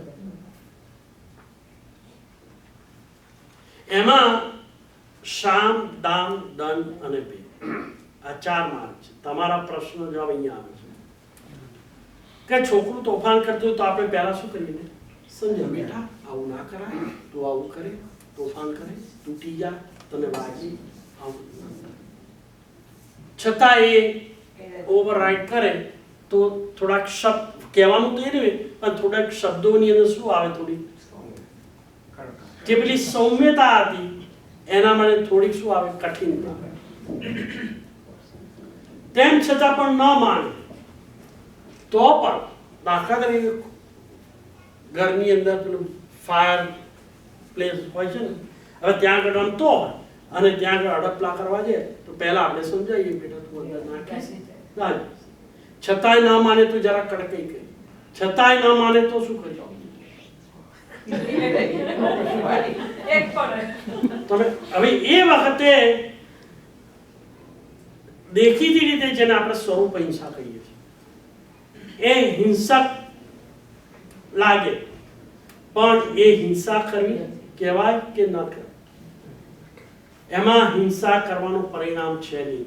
જો હિંસા કરવાનું પરિણામ ન હોય તો ભગવાનની ભાષામાં એને અમે હિંસા કહેતા નથી, અથવા તો એને શું કહીએ? સ્વરૂપ હિંસા કહીએ. એ વખતે તમે બાળકનું રક્ષણ ન કરો, એનું પ્રોટેક્શન ન કરો, એને શારીરિક કે બીજી રીતે હાનિ થાય એમાંથી એને જો પ્રિવેન્ટિવ મેઝર ન લો, then you are considered responsible. That's why there is a problem with the child abuse. It's a big problem of this society. I'm sure that all the society has a problem. Only thing is it is not being recorded. એટલે જે એના માટે વિવેક જોઈએ, ઔચિત્ય જોઈએ. પણ સજા કરવી હોય એવી ન જ કરવાની કે જેની એની ઇન્દ્રિયોની પરમેનન્ટ ડેમેજ થાય. એમાં પણ વિવેક જોઈએ. એટલે સમિતિની અંદર ઇન્દ્રિયોનો સંયમ અથવા ઔચિત્યપણેનો ઉપયોગ, એનું નામ સમિતિ. બીજો કોઈ ક્વેશ્ચન? અચ્છા, આપણે જે આ બધા સૂત્રો છે અર્ધમાર્ગી કે સંસ્કૃતમાં છે, 9 out of 10 ગોખાયા હતા અને આપણે ગોખી ગયા છીએ. તો એમાં અપભ્રંશના ચાન્સીસ ઘણા વધારે રહે છે. તો સમજીને કરવા માટેનો પ્રયોજન શું? બહુ સરસ. કરેક્ટ. એક વસ્તુ તો સ્પષ્ટ છે, અને આ પાછું તો કોઈને કહેવાની જરૂર પણ નથી પડતી, કારણ કે આપણને કહેવામાં જ આવ્યું છે કે તું ડિગ્રી મેળવીશ સારી કોલેજ યુનિવર્સિટીમાં અને સારું ભણીશ તો સારી જોબ મળશે, સારી જોબ મળશે તો સારા પૈસા મળશે, સારા પૈસા મળશે તો તું સુખી થઈશ. કરેક્ટ? એનો અર્થ એવો થયો કે સુખી થવું છે 5, 15 કે 25 વર્ષ પછી. એમાં પેરેન્ટ્સ તરીકે આપણું ઇન્વેસ્ટમેન્ટ કેટલું?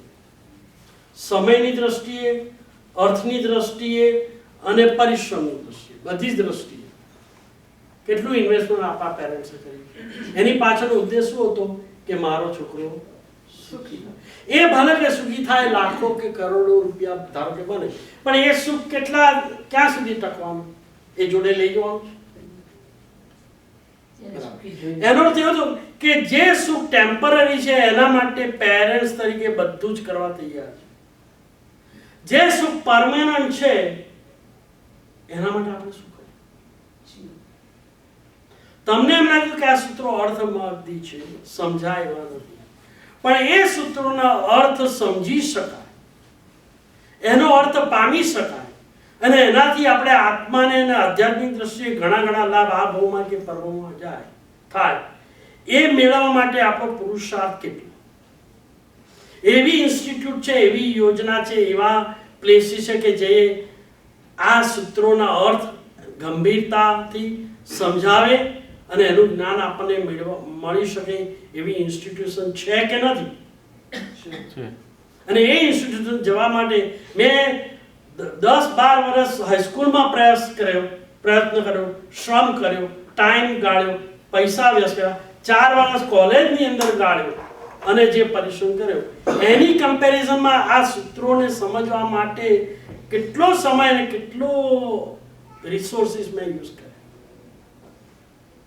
એક આ પ્રશ્ન પેલા સમાન કહેવાનો મારો મતલબ એવો છે કે તમારો જે પ્રશ્ન છે એ સૂત્રોને ભણવાનું ઇન્સ્ટિટ્યુશન છે, વ્યવસ્થા પણ છે, અને to be your surprise it is totally free. પણ ફ્રી છે ને એટલે એની વેલ્યુ નથી. ચોક્કસ બુક્સ પણ બહુ સારી મળે છે સાથેની. Very very nice. it is an instrument, but still I would say one word, it is good, but still you need a જો બુકથી જ બધું ભણી લેતા હોય તો દુનિયાની અંદર બધી સ્કૂલોને યુનિવર્સિટીનો બંધ કરી દે.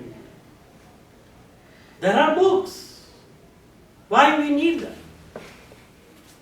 કારણ એ જ છે કે બુક્સ તમને પંચસમી ઓતિગુત્તો શીખવાડશે, પંચસમીઓ તિગુત્તો નહીં શીખવાડે. એના માટે કોણ જોઈશે? ગુરુ. અને બીજું, ગુરુ એના માટે જ નથી, જ્ઞાન મેળવવું એક વસ્તુ છે અને જ્ઞાનને પરિણિત કરવું એક બીજી વસ્તુ છે. પરિણિત કેવી રીતે થાય છે હું તમને કહું,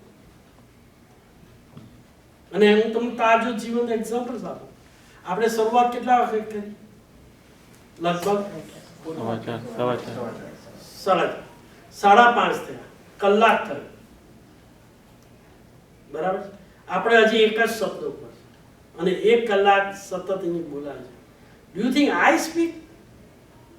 નો. Whatever I am saying is coming from some other person. It's not coming from me, it's not me. It is coming from somewhere else. And I can tell you the facts. એ ગુરુ ભગવંતોની કૃપાથી એમ બોલાય છે. જો ગુરુ ભગવંતો હોય ને, જે ચોપડીમાંથી વાંચ્યું હોય, cannot say even one word. એટલે મારો પોઈન્ટ એ છે કે જ્ઞાન પુસ્તકો છે ને એક આધાર તરીકે જ છે, પણ જ્ઞાનની પરિણતિ છે ને ગુરુ કૃપાથી. ગુરુ કૃપાઈ કેવલમ શિષ્યમ પરમ મંગલમ. ફરીથી આ લખી નાખો. ગુરુ કૃપાઈ કેવલમ શિષ્યમ પરમ મંગલમ.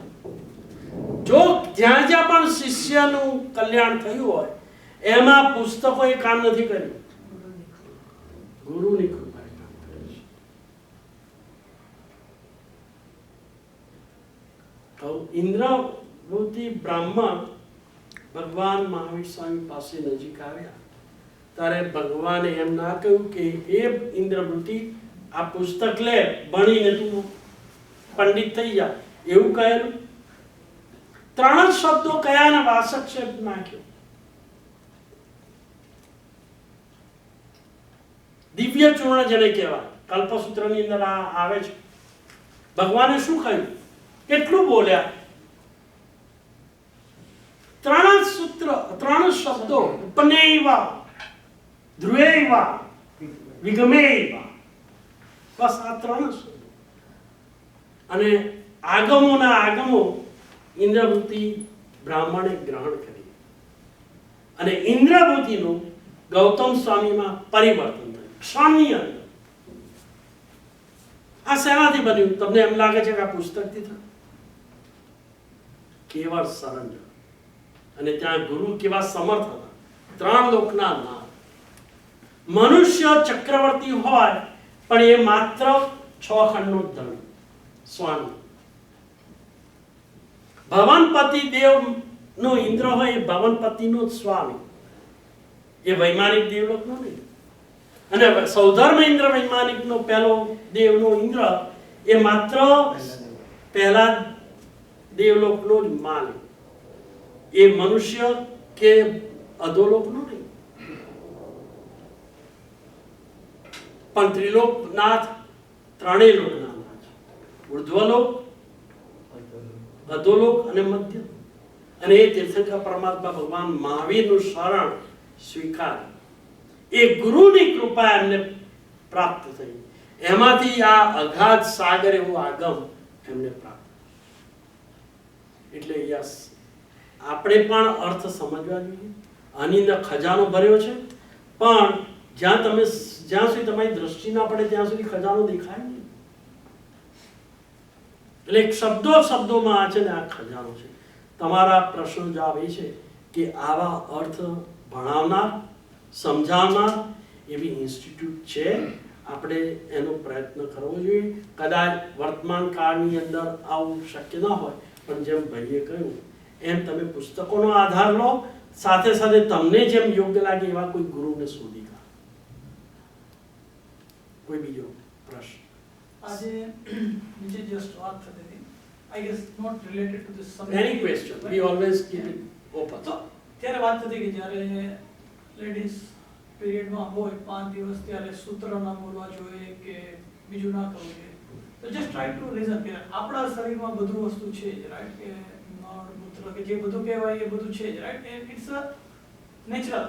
ઓકે, એટલે અગેન્સ કે પહેલાના ટાઈમમાં એવું હતું કે લેડીઝ ઉપર મીન્સ કે વધારે થતું, એટલે મીન્સ કે જે લોકો હોય પંડિત કે જ્ઞાની કે બધા લોકો કહે કે લેડીઝ લોકો અમુક કામ ના કરે કે જેથી એ લોકોને આરામ મળે કે રીતે. એનું that was the one reason કે there is a certain કે religious reason પણ છે કે જેના કારણથી કીધું કે તમે મંત્ર ના કરો કે દેરાસરમાં ના જાઓ કે બીજું કશું ના કરો કે. બહુ સરસ પ્રશ્ન છે. એક વસ્તુ તો નક્કી છે ને, આપણે સ્નાન કરી દીધું હોય બરાબર છે, એટલે શરીરની શુદ્ધિ ને એના માટેની કાળજી રાખવાની કે નહીં. સ્નાન કર્યું એટલે એને મલિન કરવાનું પરમિશન લઈ લીધું. આપણે વસ્ત્રોને લોન્ડ્રીમાં પણ નાખીએ છીએ, પછી પહેરીએ છીએ, લોન્ડ્રીમાં નાખ્યા શુદ્ધ થઈ ગયા એટલે હવે આપણે એને બગાડવાનું શરૂ કરી દેવાનું કે શુદ્ધ રાખવાનો પ્રયત્ન કરવાનો. કારણ કે એની શુદ્ધતા, સુંદરતા અંગની જેટલી હોય એટલી મન ઉપર પણ પડે છે, વિચારો પર પણ પડે છે. વિચારની વાત કરી દે. ધારો કે તમે કોઈ ગામની સુએજ પાસેથી પસાર થયા, તમને શું સ્મેલ આવશે? તમને પ્રેમ થશે કે તિરસ્કાર થશે? તિરસ્કાર શું કરા થાય છે? Bad smell. એનો અર્થ એમ કે સ્મેલ આઉટસાઇડ છે પણ તમારા થિંકિંગમાં પરિવર્તન થઈ ગયું. તિરસ્કાર એ શરીરનું લક્ષણ નથી. તિરસ્કાર શેનું લક્ષણ છે? એ ભાવાત્મક જગતનું છે. સુંદર બગીચો છે અને ફ્લાવર્સ અને ગુલાબ જોયું, પુલકિત થઈ ગયા, આનંદ થઈ ગયો. એવું બને કે ના બને? સરસ આપણે ફુવારા આપણે જોવા જઈએ છીએ, ફાઉન્ટેન આપણે વેકેશન કોઈ સિનરી જોવા જઈએ છીએ, હા કેટલું મસ્તી વાતાવરણ છે. તો એ જે આનંદ ને રસ એ કોણ થાય છે? શરીરને થાય છે, આંખને થાય છે કે અંદર પડેલો કોઈ આત્મા છે એને થાય છે? તો એ ભાવ જગત છે. કહેવાનો મારો મતલબ એમ છે કે બહાર જે દ્રવ્યો છે એનો જ્યારે સાનિધ્ય કે કોન્ટેક્ટ થાય છે ત્યારે અંદરના ભાવાત્મક જગતની અંદર ઉલ્કાપાત મચે છે. ટૂંકમાં એની પ્રભાવ પડે છે, એનો અસર પડે છે. Everybody agrees on that? બરાબર છે. હવે આપણે ક્યાં જવાનું છે? આપણે ત્રણ લોકના નામ દિવાળી દેવ કે જેની હાજરીમાં 1 કરોડ ઓછામાં ઓછા દેવતાઓ એની સેવા પૂજા કરે છે, 34 અતિશયો ઉભા કરે છે. ભગવાન બેસે પેલી પથ્થરની શિલા શું થઈ જાય? સોનાનું સિંહાસન થઈ જાય. આટલા અદ્ભુત અને એનો ઉપકાર કેટલો અનંત ઉપકાર, વાતાવરણ કેટલું ખુશનુમ અને સુંદર હોય. એનું કારણ શું કે અંદર આવનાર વ્યક્તિના ભાવાત્મક જગતની અંદર શું થઈ જાય? પરિવર્તન. ઉંદર અને બિલાડી જોડે બેસે છે, વાઘ અને હરણ જોડે બેસે છે, સાપ અને નોળિયો જોડે બેઠા હોય છે. આ અંદરનું પરિવર્તનનો પ્રતાપ કોના માટે છે? કોના કારણે છે? પરમાત્માના અતિશયો, એમનો પ્રભાવ એમના પરમાણુઓનો છે. એ પરમાણુનું રેડિયેશન છે. હવે તમે જે વસ્ત્ર પહેર્યું એને તમે એવી એક્ટિવિટી કરશો કે જેથી મલિન થાય, કે શુદ્ધ રાખવાનો પ્રયત્ન કરશો? એ પ્રાથમિક જરૂરિયાતના ફરજ તરીકે ભાઈ તમે કપડાં પહેરો છો તો મલિન તો ન જ કરો. થાય એ અલગ વસ્તુ છે પણ કરવા એક અલગ વસ્તુ છે. તમારો પ્રશ્ન હવે આવે છે કે આપણે જે મંત્રાક્ષરો બોલીએ છીએ, જે સૂત્ર બોલીએ, એ સૂત્ર એટલે વાક્યો અને શબ્દો નથી. બધા જ મંત્રો છે એટલે એક એક શબ્દ ઉપર અધિષ્ઠાયિત દેવતાઓનો વાસ છે. શ્રુત દેવી બેસે છે એટલે તો પ્રોબ્લેમ છે. તમે આડાવડા મીઠું ન હોય ત્યાં ઉમેરો અને હોય ત્યાંથી કાઢી નાખો. ત્યાં શ્રુત દેવતાનું તમે શું કરો છો? અપમાન કરો છો. ના ભયંકર નાનાવાળી કર્મ બંધાય છે. હવે એ અધિષ્ઠાયક દેવતાઓ પણ હાજરી આપણે દેખતા નથી. પણ જ્યારે 3 લોકના નાથ હાજર હોય ને આ દેવતાઓ અધિષ્ઠાયક દેવતાઓ હાજર હોય ત્યારે બહારની ને અભ્યંતર બંને પ્રકારની શું હોવી જોઈએ? શુદ્ધિ. આપણે બોલીએ છે, તમને ખરેખર ઇલેક્ટ્રોન માઇક્રોસ્કોપ થી બતાવવામાં આવે ને, you want like to C that. Lips ઉપરથી ખાલી એક સ્લાઇડ ઉપર સ્લાઇડ બનાવી તમને ultra microscope, common electron microscope તમે જુઓ ને, you will see thousands of bacteria. આમ બળબડતા બધા તમને દેખાશે આપણી લિપ્સ ઉપર. ટૂંકમાં મારે કહેવાનું એ છે કે આપણા શરીરને છે ને બધા દ્વારોમાંથી અશુચિ જાય સતત. આપણે એ નથી શીખવાડતા કારણ કે આપણે આપણી જાતને આવી મળી છે એ માટે આપણે તૈયાર. અને બીજું કે દેખતા નથી. પણ દેવતાઓ 400 યોજનથી નીચે આવતા નથી. એનું કારણ શું છે ખબર? ભયંકર દુર્ગંધ મારે છે આ મનુષ્યોની અંદર. ભયંકર. તમે સુવેજ આગળ 1 મિનિટ ઊભા ના રહો એવી ભયંકર દુર્ગંધ હોય અને ત્યાંથી તમે શું થઈ જાઓ? પલાયન થઈ જાઓ. એના કરતા અનેક ગણી ભયંકર દુર્ગંધ આપણી દેવતાઓને 400 યોજનની ઊંચાઈ સુધી આવે છે. એ મલિનતા કેટલી બધી હશે. અને અમુક સમયની અંદર અમુક બોડીમાંથી અમુક દ્વારોમાંથી એટલી ભયંકર આવી દુર્ગંધ બહાર પડે છે. એને કારણે જે અધિષ્ઠાયી દેવતાઓ જાગૃત હોય એ શું કરે છે, એમને પણ ત્રાસ થઈ જાય. અને એ તમને શું કરે, પછી કોઈ વ્યક્તિને ત્રાસ આપો તો એ વ્યક્તિ સામે શું કરે, એમાં કેટલાક દેવતાઓ સમ્યક દ્રષ્ટિ પણ હોય, કેટલાક કેવા હોય, મિથ્યા દ્રષ્ટિ પણ હોય છે. એ તમને શું કરે, હેરાન કરે. તમે હેરાનગતિ જોઈએ છે. એટલે આપણા શાસ્ત્રકારોએ કેવળ જ્ઞાનની અંદર આ બધું જોયું છે. ફરક એટલો જ આપણે જોયું નથી, એમને જોયું છે. હવે તમારી પાસે બે માર્ગ છે. ક્યાં તો એમને ઇગ્નોર કરો, ઓકે, એમને ઇગ્નોર કરવાથી નુકસાન કોને, એમને છે કે આપણે છે. ક્યાં તો એમની વાત સ્વીકારી લો. નાનું છોકરું દિવાસળી સાથે મેચ બોક્સ સાથે રમતું હોય, તમે જુઓ, તમે કહો કે બેટા દિવાસળી સાથે ના રમાય. હવે એ બાળક પાસે બે રસ્તા છે. ક્યાં તો તમને ઇગ્નોર કરે, અથવા તો તમને સ્વીકાર કરે. તમે કયું એટીટ્યુડ બાળકનું સ્વીકારશો એ સમય? As a parents, you will accept that my child should not play because I'm telling it is really a risk, and you don't want to expose him to this risk factor, correct? હવે આ જ વાતને એવી રીતે મૂકો કે એ જ સમય દરમિયાન, અને this is not meant to insult anybody,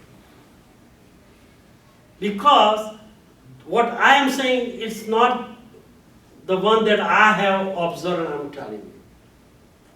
Anything that I said from the beginning of this session, nothing belongs to me.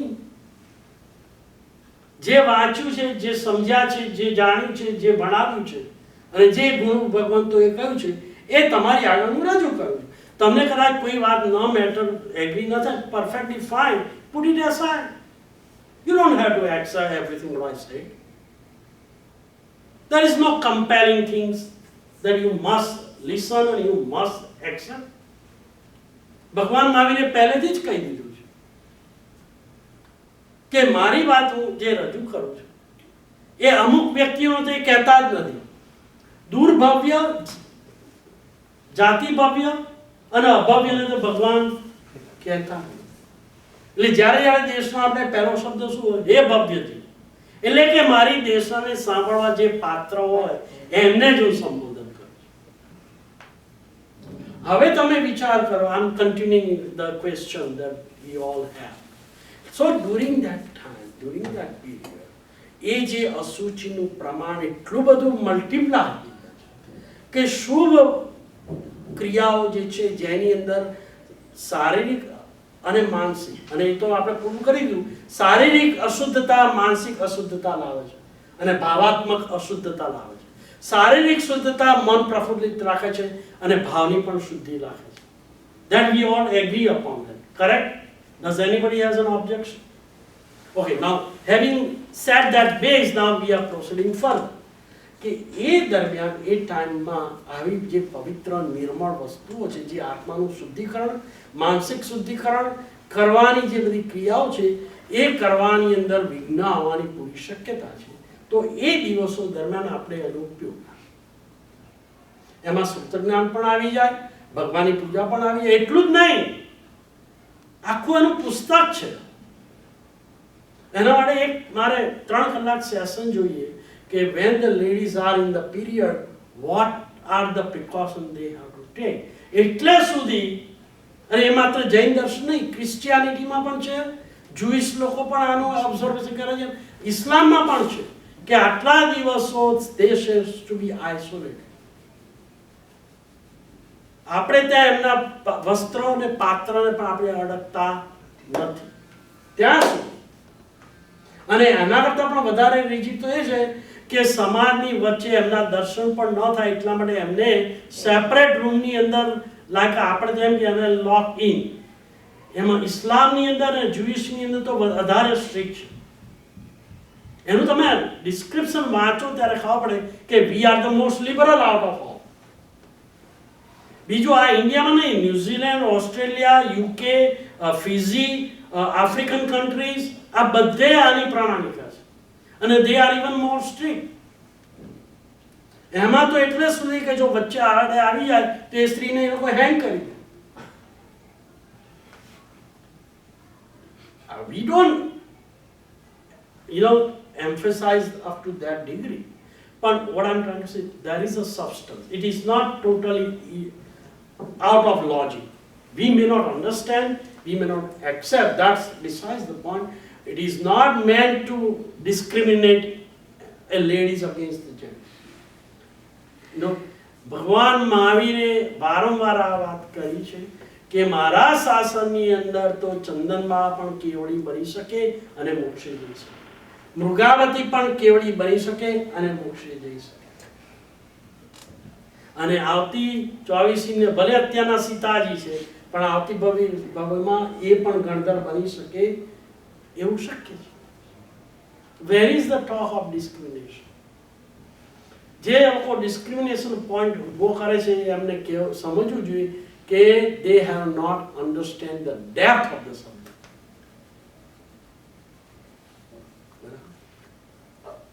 હવે ઘણી વાર પેલું થતું હોય કે અગેન કે મહાવીર સ્વામી ભગવાન કે બીજે કેવું કીધું હોય, મીન્સ કે આપણે તમે કીધું કે પેરેન્ટ્સને આપણા પેરેન્ટ્સ આપણે કીધું હોય સાચી વસ્તુ ખોટી વસ્તુ ઇટ્સ અપ ટુ અસ કે આપણે એક્સેપ્ટ કરવું કે નહીં.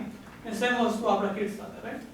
એટલે ભગવાન આપણે કીધું છે આપણા સારા માટે કીધું છે, પણ ઘણીવાર એવો ક્વેશ્ચન આવે મગજમાં કે C maybe 2000 years ago or 100 years ago there were different technologies, different environments and everything, right?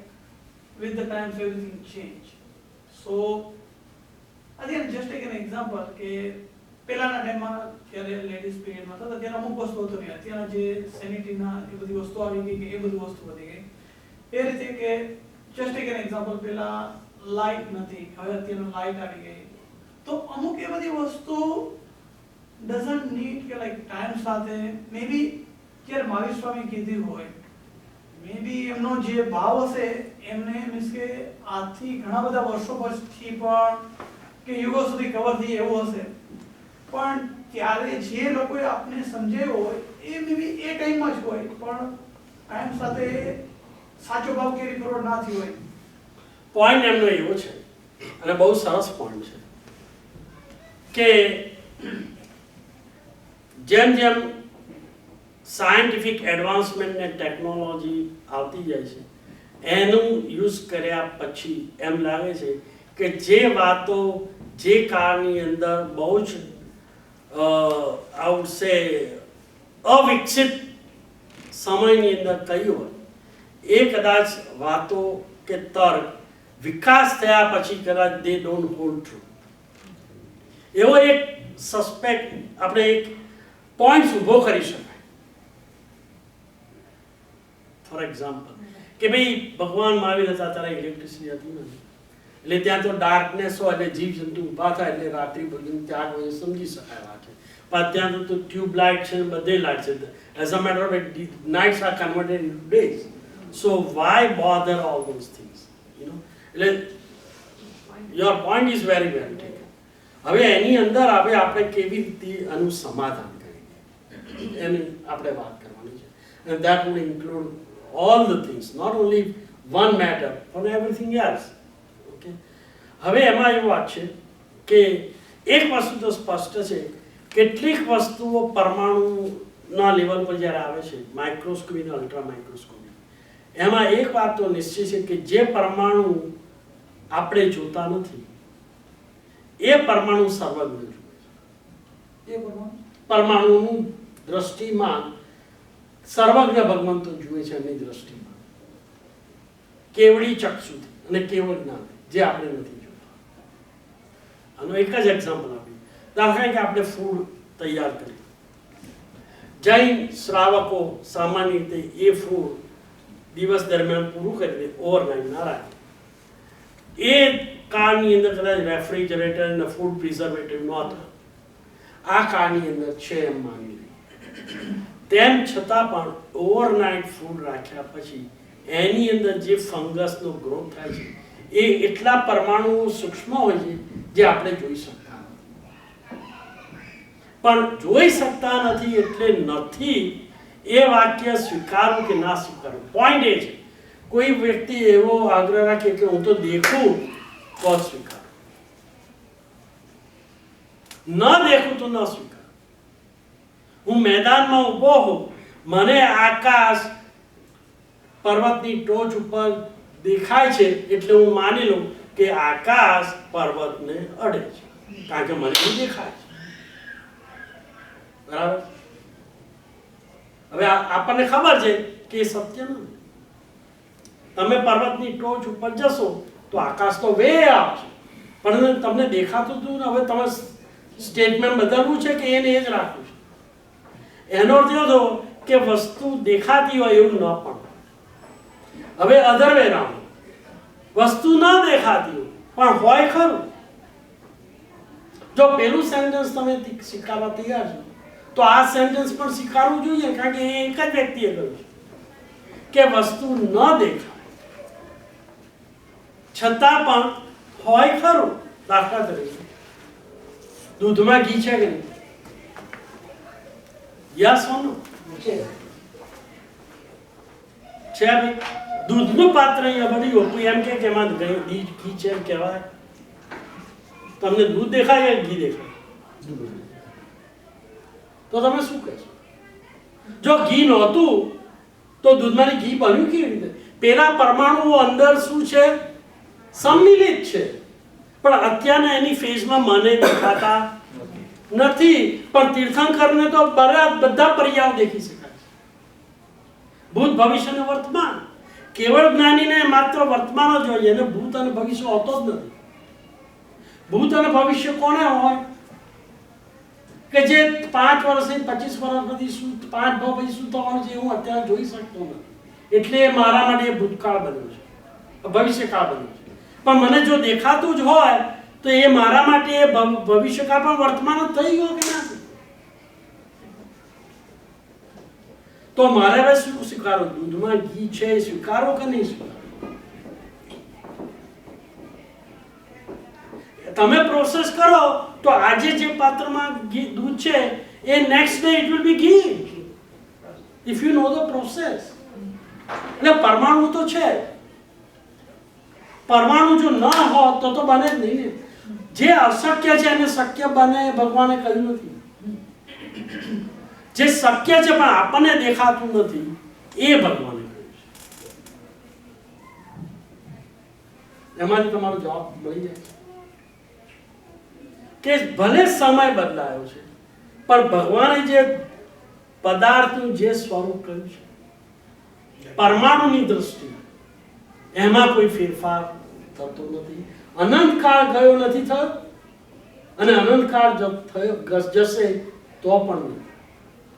કારણ કે તમે જે કહો છો એ કાળ આ પહેલી વાર ભગવાન મારી વખતે આવ્યો, ઋષભદેવ ભગવાન પહેલા નહોતો, સુવિધનાથ ભગવાન વખતે નહોતો.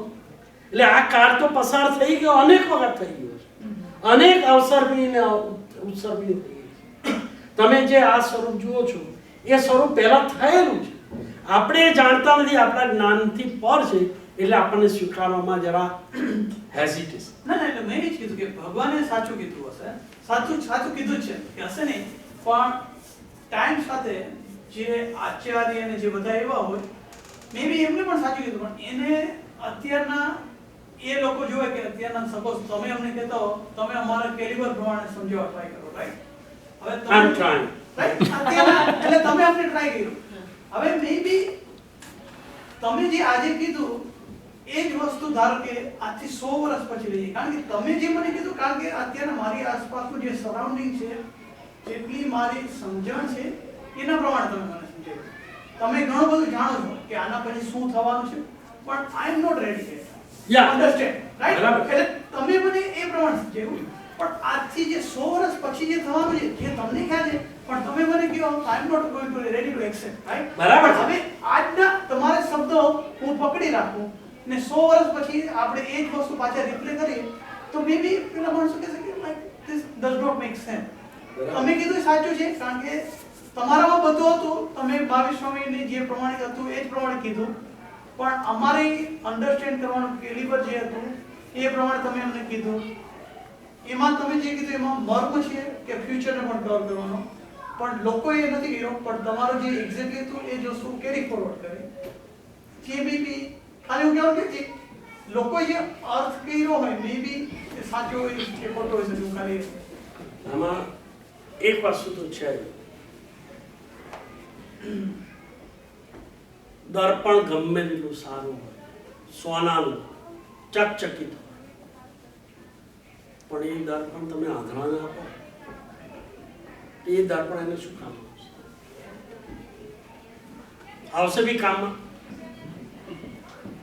જો તને દ્રષ્ટિ જ નથી તો ગમે સોનાનું હોય, તાંબાનું હોય કે પિત્તળનું હોય, એ દર્પણ તારા માટે નકામું છે. એટલે ભગવાને શું કહ્યું? જીવોના જે ડિવિઝન જે અહીંયા શબ્દ મેં લખ્યો છે, જાતિ ભવ્ય લખ્યો છે, જાતિ ભવ્ય, એની સામે દુર્ભવ્ય. હંમેશા તમે જે કહ્યું એવા જીવો, હું તમને નથી કહેતો, તમે તો બહુ સરસ પોઈન્ટ ઊભો કર્યો છે, જેના કારણે તો આપણે આ ડિસ્કસ કર્યું. એવા હજારો ને લાખો ને કરોડો ને અસંખ્ય મનુષ્યો એવા છે કે જે હજી ચરમકાળમાં પ્રવેશ થયા નથી. તમે જ્યાં સુધી ચરમકાળમાં પ્રવેશ ન કરો ત્યાં સુધી ભગવાન અને ભગવાનની બધી જ વાણી બોગસ લાગે. એમાં ભગવાને કહેલી વાણીનો દોષ નથી, પણ જીવની પરિપક્વતા થઈ નથી. અને જે જીવની પરિપક્વતા ન હોય એને અમે કહેતા પણ, કારણ કે આ બધી વસ્તુઓ જ એવી છે જેને સ્વીકારવી ઘણી બધી અઘરી છે. બે સંજ્ઞા છે, લોક સંજ્ઞા અને ધર્મ સંજ્ઞા. આ બંને ઓપોઝિટ છે. જ્યાં લોક સંજ્ઞા સ્ટ્રોંગ હશે ને ત્યાં ધર્મ સંજ્ઞાનો પ્રવેશ નહીં થાય, અને જ્યાં ધર્મ સંજ્ઞા હશે ત્યાં લોક સંજ્ઞા સાથે એને કોઈ કનેક્શન નહીં. કૌટુંબિક જીવનની બહાર કયું સાચું જીવન છે? એ સાધુ ધર્મ. એ ક્યારે રૂચે? જ્યારે કૌટુંબિક જીવન પ્રત્યે આપણને અરુચિ થઈ હોય ત્યારે. આપણે કેમ અહીં બેઠા છે? તમને જુઓ સાધુની સંખ્યા કેટલી છે ટોટલ વર્લ્ડનું પોપ્યુલેશન કેટલું? વર્લ્ડનું 7 બિલિયન. બરાબર. સાધુઓ કેટલા? 18,000. એટલે એક વાત તો સ્પષ્ટ થઈ ગઈ ને કે સાધુ પણ જે 18,000 વ્યક્તિઓને જ રૂચ્યું છે.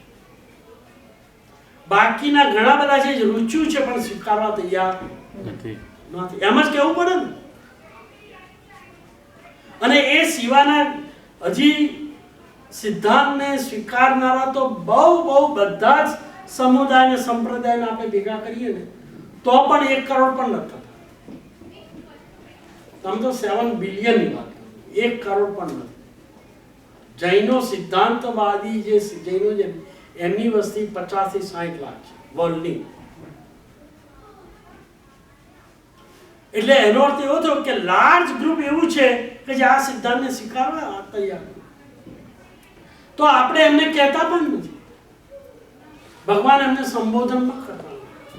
જે પરિપક્વ છે, જે ચરમકાળની અંદર, મેં ચરમકાળ શું છે એની વાત આપણે પહેલા કરેલી છે, છતાં ફરી પાછું આવશે ક્યાં.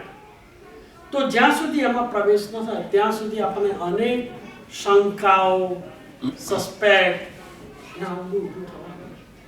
તો એ કક્ષાની અંદર મારા ભગવાને કહ્યું છે, મારી માતા કે આ પોઈઝન છે, એટલે જેને માતા વાલી હોય એ છોકરો એ લે.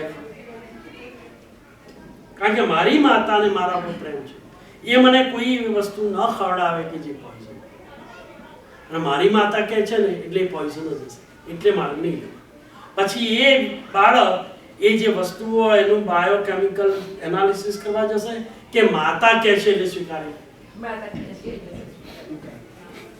એ ભૂમિકા. તો આપણે તો આ